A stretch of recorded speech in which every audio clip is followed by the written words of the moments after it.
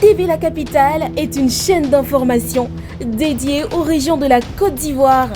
Vous êtes une institution, un ministère, une ONG, une petite et moyenne entreprise, une agence de transport ou d'hôtellerie, un établissement scolaire ou un promoteur d'événements? Ça tombe bien! TV La Capitale vous propose une grille de programmes adaptés pour faire connaître vos cérémonies et activités à travers toute la Côte d'Ivoire et même au-delà. Alors, contactez-nous au plus 225 27 33 74 70 27 ou au 05 75 95 48 91. TV La Capitale, la chaîne au cœur des régions. TV La Capitale, la chaîne des régions. TV La Capitale est désormais à votre portée.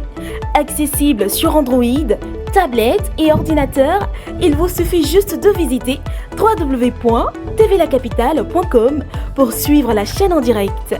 Et nous vous proposons une couverture complète de l'actualité en Côte d'Ivoire, du nord au sud, en passant de l'est à l'ouest, sans oublier le centre.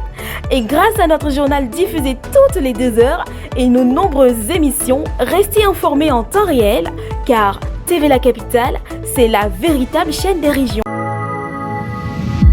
TV La Capitale, la chaîne des régions.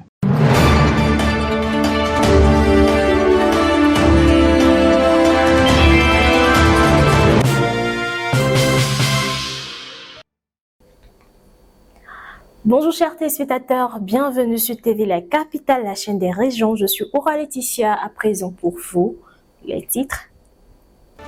Yamoussoukro, le ministre-gouverneur, honore les 2 meilleurs bacheliers nationaux. Toujours à Yamoussoukro, remise de 16 ambulances à 16 principales zones de production du coton, de l'anacat et du karité en Côte d'Ivoire. Yamoussoukro accueille la 12e édition des Journées nationales des ressources humaines. Enfin, à Yamoussoukro, atelier de validation des résultats des diagnostics territoriaux menés à Abobo, Bouaké et Daloa.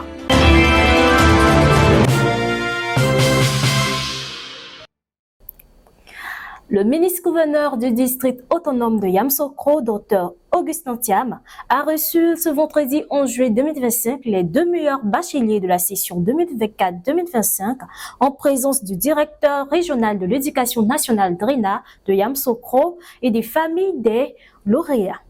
Une distinction qui souligne une fois de plus la volonté du ministre à valoriser l'excellence scolaire. Le reportage de Soro Estelle. Alors que l'année scolaire 2024-2025 touche à sa fin, les résultats du baccalauréat publiés le lundi 16 juillet 2025 ont mis la lumière sur des élèves d'exception. Il s'agit de Prince Ezekiel Aka, premier au niveau national avec un score remarquable de 374 points sur 400, et de Mademoiselle Kanga Akisiketia, deuxième meilleur bachelier avec un score de 366 points sur 400. Ces brillants lauréats ont été chaleureusement accueillis au siège du district autonome de Yamoussoukro par le ministre-gouverneur Augustin Thiam.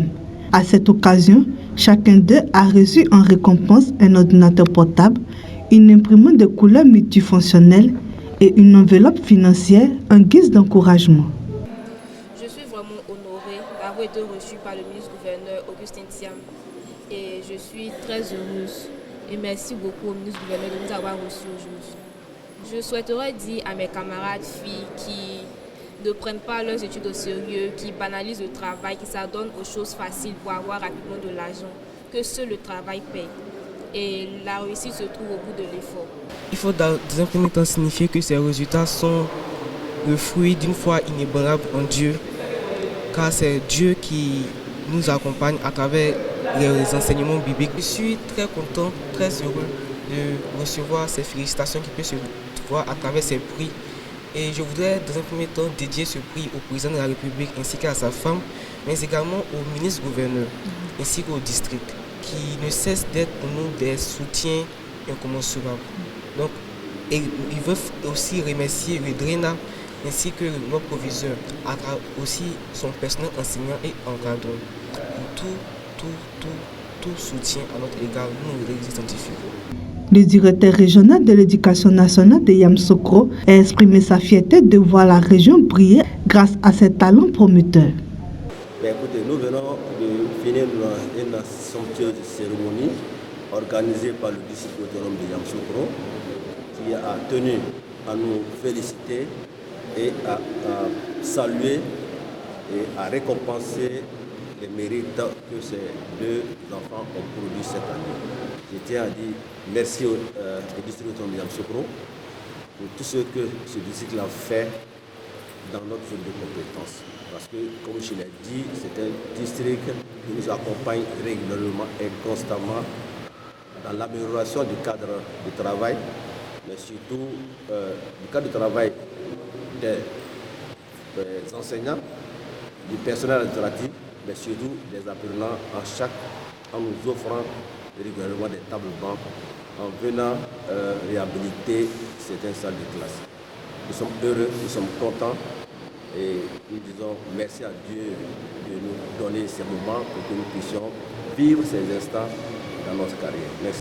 Le ministre-gouverneur a saisi l'opportunité pour adresser ses félicitations et prodiguer de sages conseils aux jeunes lauréats, les exhortant à demeurer des modèles de rigueur, de travail et d'humilité. Nous venons d'avoir une bachelière et un bachelier qui ont été vraiment brillants, qui ont eu des notes excellentes, qui ont eu des moyennes hors du commun. Et le district a tenu à les recevoir, eux et leurs familles et leur encadrement administratif et professoral, pour les distinguer et leur dire merci. À cette occasion, nous leur avons prodigué quelques conseils. L'essentiel que je retiendrai dans les conseils que je vais donner, c'est travailler. Il n'y a que ça qui paye. Travailler, travailler, toujours travailler. Il n'y a que ça qui paye. Pour monter dans l'échelle sociale, il faut travailler. Pour rappel, la direction régionale du ministère de l'Éducation nationale à Yamoussoukro affiche un taux de réussite de 42,40%, en nette progression par rapport à l'année précédente de 38,84%.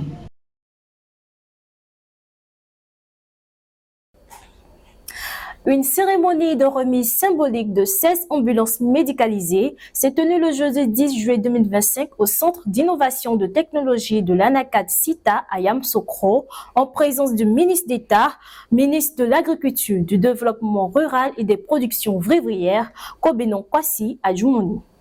Cette initiative vise à améliorer l'accès aux soins de santé dans les principales zones de production du coton, de l'ANACAD et du karité.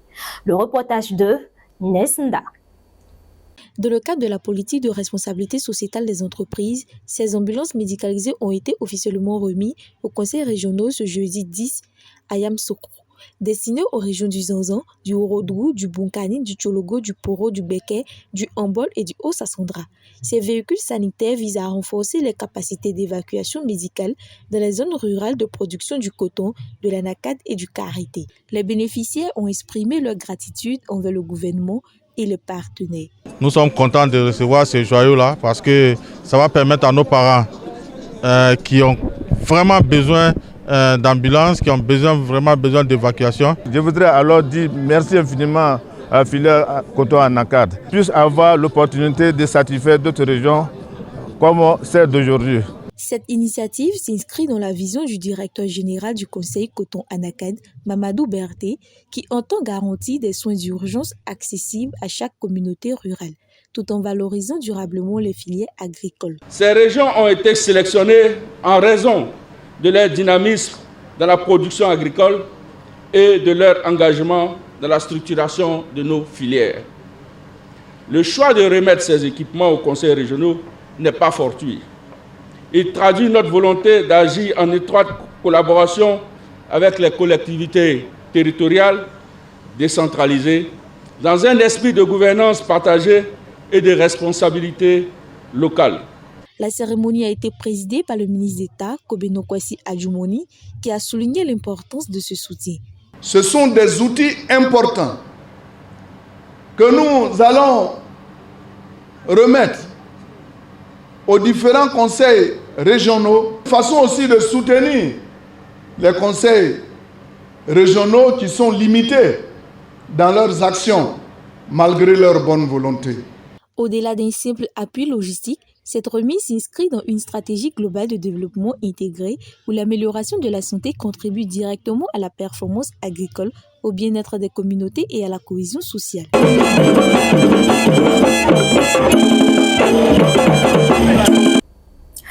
La capitale politique de la Côte d'Ivoire, Yamoussoukro, a accueilli ce jeudi et vendredi la 12e édition des Journées nationales des ressources humaines, JNRH, un rendez-vous majeur pour les professionnels du secteur.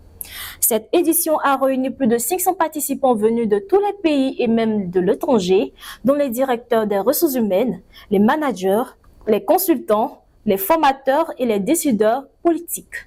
Le reportage de Soro Estelle. Cet événement de 2 jours a été l'occasion pour les directeurs des ressources humaines, les managers, les consultants, les formateurs, les décideurs politiques de réfléchir ensemble sur les défis actuels du capital humain en Afrique et en Côte d'Ivoire en particulier. Au programme, des panels de haut niveau, des expositions de solutions RH innovantes et des moments de réseautage. Plusieurs thématiques ont été abordées, à savoir le capital humain, levier stratégique de transformation des entreprises africaines dans le monde en pleine mutation, l'éducation financière et performance des collaborateurs.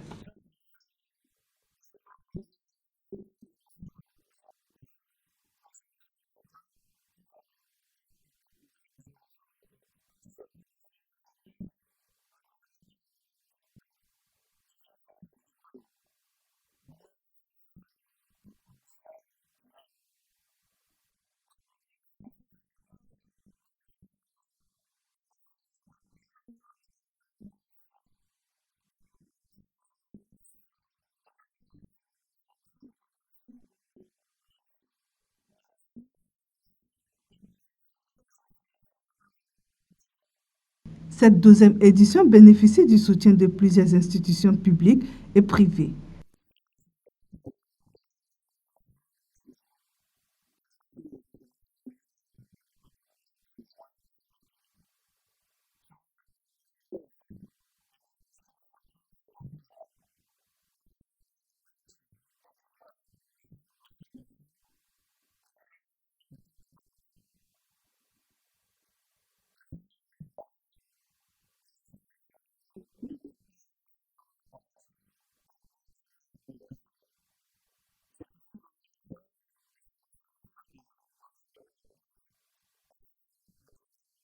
Il faut souligner que les Journées nationales des ressources humaines s'inscrivent dans une dynamique de valorisation continue du capital humain, pilier essentiel du développement durable.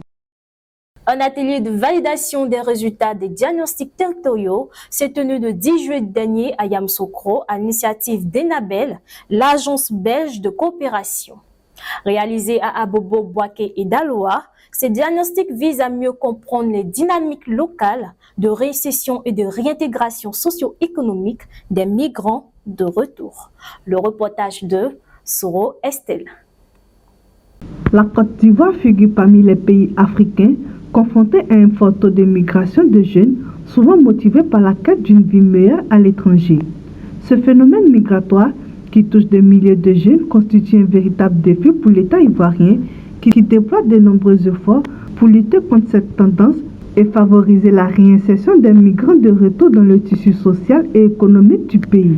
C'est dans cette dynamique que l'agence de coopération belge Enadel, après avoir mené des diagnostics territoriaux au cours de ces derniers mois, a organisé à Yamoussoukro un atelier de validation des résultats des enquêtes réalisées à Abobo, Boaké et Daloa afin de renforcer la compréhension des enjeux, des pratiques locales et des expériences endogènes en matière de réinsertion et de réintégration socio-économique des demandeurs de services, notamment les migrants de retour dans les territoires d'origine.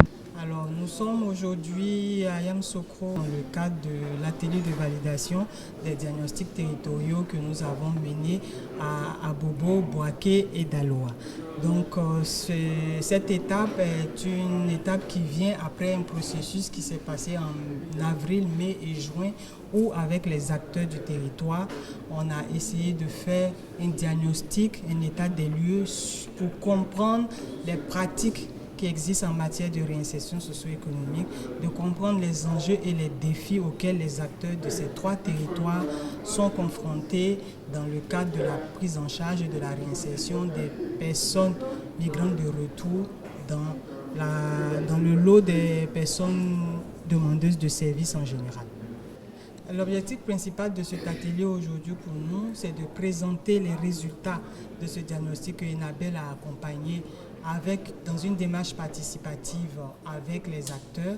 On a ici une forte représentation des collectivités locales des 3 territoires à travers les municipalités, dont les élus sont là aujourd'hui pour représenter les municipalités. Les conseils régionaux, on a aussi les services déconcentrés de la direction régionale de la jeunesse par exemple, l'agence emploi jeunes, les organisations de la société civile, donc tous ces acteurs réunis aujourd'hui dans l'objectif de leur présenter ces résultats sur la base de la collecte de données qu'ils ont bien voulu nous fournir en amont et ensuite recueillir leurs recommandations afin d'aller vers le processus de co-construction. Ce que nous appelons co-construction, c'est comment on va appuyer les acteurs dans leur mandat, dans leur mission de prise en charge des personnes pour des réintégrations durables, basées sur ce qui existe et avec une certaine pérennisation aussi pour que ces dispositifs puissent répondre aux vrais besoins des personnes.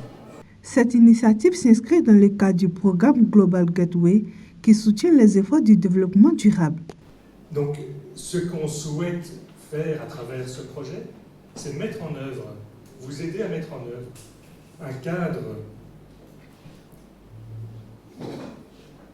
un cadre de réintégration qui est propice au retour, qui ne soit pas un frein au retour.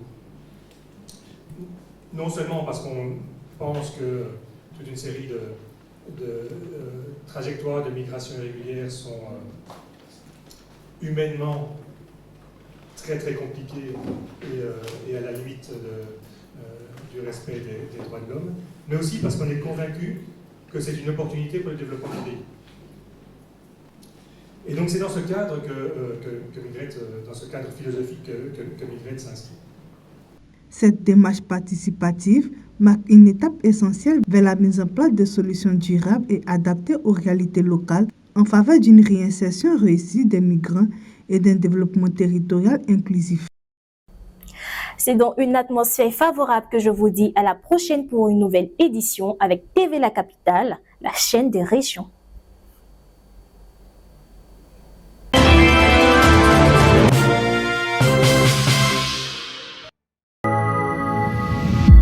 TV La Capitale, la chaîne des régions.